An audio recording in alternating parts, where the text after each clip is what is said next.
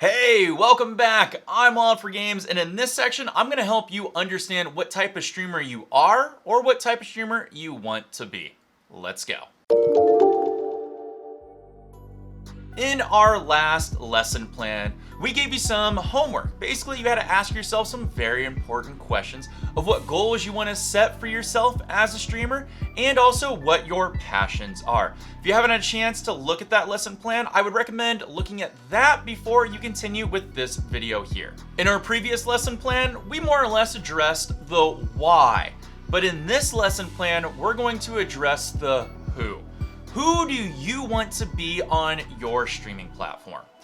Yes, I know, more questions, but questions make you think. Now, we addressed authenticity in our last lesson plan, and to let you know, authenticity is how you win. Look, nobody can be a better version of you than you. And using that to your advantage is how, my friends, you will stand out. Now, before I help you refine what type of streamer you are, I need you to ask yourself some important questions right now. What makes you excited about content creation and entertaining others? What makes you happy? What are you passionate about? With those questions that I gave you that you answered, hopefully you did, all these categories I'm going to give you are going to help you decide what type of streamer your path is dictated towards. It's going to help you refine and shine on the platform, okay?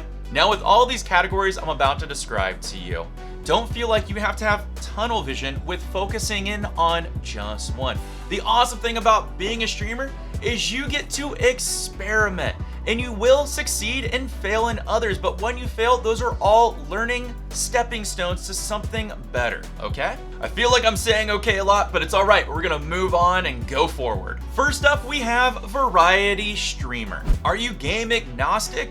Do you dabble in everything or at least in a few games? When a new game comes out, are you there gaming it on day one? Especially if the community is hyped for it. To be a successful variety streamer, it helps to have a personality and an entertainment value that transcends the game. People come to watch your take on the game, not necessarily the game itself. Perhaps you're a specialist streamer.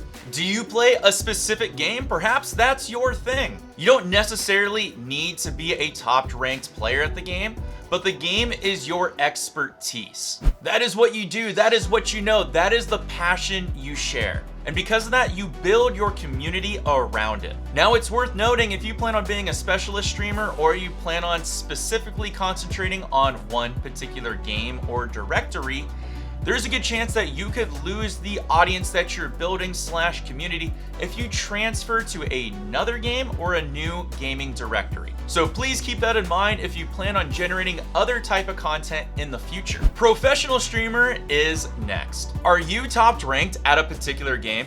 You don't have to be signed, but you do have to be outstanding. Viewers come in to see if your skills pay the bills when it comes to you in that game. If you're great at a particular game, you can grow exponentially within that gaming directory and form a tight-knit community. And this is all done just by your sheer display of your immaculate talents. Maybe you're an IRL streamer. If you don't know what that is, that's in real life, which means you don't mind showing off your life or debating with your community on certain topics that's gonna get them engaged. Essentially, you are the show. The IRL section is large and continues to grow. It's actually becoming more and more popular to where it's metamorphosized into talk shows, dancing, commenting on funny videos, and much, much more. To be a successful IRL streamer, you cannot be shy. In fact, you have to have confidence in front of that camera. Some of you may not have talent within games, but you perhaps have talents within a creative outlet. Hence, being an art or crafting streamer could be a windfall for you. Having a hobby or a skill that's outside of gaming means that you get to show off your natural talents that you have a passion for. And with these natural talents or skills that you've cultivated, you get to share this with the world. And this could be anything. It could be painting, coding, cooking, investing, composing music, playing chess or poker, or even singing. To be a successful creative streamer, you need to have a passion for the creativity that you're exposing and sharing on the streaming platform. Not a professional artist or composer or singer, that's okay. People love watching your creative process as you begin as an artist or crafter, and love to see you evolve into something greater as you continue to stream under this category. The cool thing about having a creative outlet or being this type of streamer is there's a lot less competition compared to video game streaming, and you will be surprised at the growth that you can attain in such a creative directory. I encourage anybody out there that has a passion for creativity to take the plunge into this type of directory, and you can be surprised what you might achieve within just a few short weeks. Are you opinionated, articulate, eloquent with your words? Then perhaps you should take a look at becoming a talk show host or a podcast streamer. Having great discussions with your community or guests that you bring on your show is a great way to generate buzz and content that people love to gobble up. And again, this is another growing segment that you can get on the ground floor and cement your place and build that community right at the beginning. Now, to be successful, you have to have a passion for debate, a point of view on what it means to create an engaging talk show. And ideally, it's a great idea to have a few connections at the beginning to generate a few awesome guests on your content. Now, please note, in the beginning, it's gonna be tough. Really tough, because you most likely are coming from a very small network of people. Now, you will face roadblocks if you choose to be this type of streamer.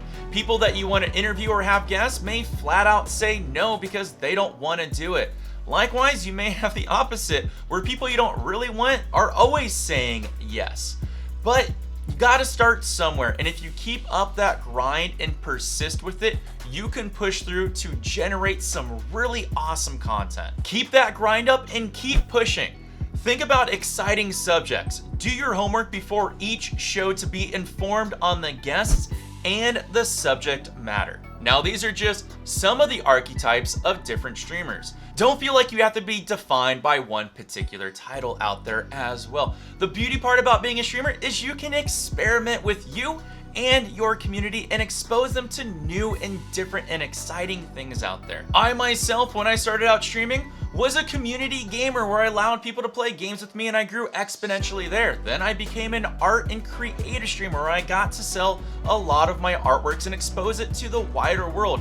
And now I'm a really successful educational streamer. And all of those stemmed from one thing: finding a passion and sharing it with people like you. If there's one awesome personal tip that I can give from me to you out there, is don't be too concerned at the start of what type of streamer you want to be or you want to become, because you will evolve over time as you start to find your flow of who you are on whatever platform you're on.